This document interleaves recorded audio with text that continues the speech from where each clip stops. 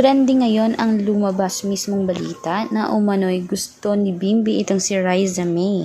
Pero ngayon naman merong nag-splook ng balita na hindi umano boto si Chris kay Riza May dahil ang gusto nito ay ang mismong anak ng isang sikat na aktres na si Marian Rivera na si Zia Dantes. Kayo ba mga kanetizen, agree ba kayo dito? Si Bimbi ay 19 years old while Zia Dantes is 10 years old. Para sa inyo ba bagay kaya gusto umano ng ina ni Bimbi na si Mommy Chris na talagang bigyan mismo ng pelikula o bigyan ng time break itong dalawang to, baka naman kasi mag-okay o mag-work.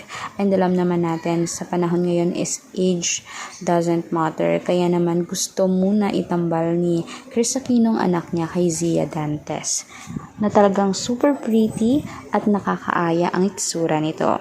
Maganda naman talaga si Zia, pero bagay nga ba? I-comment nyo nga sa baba kung bagay nga.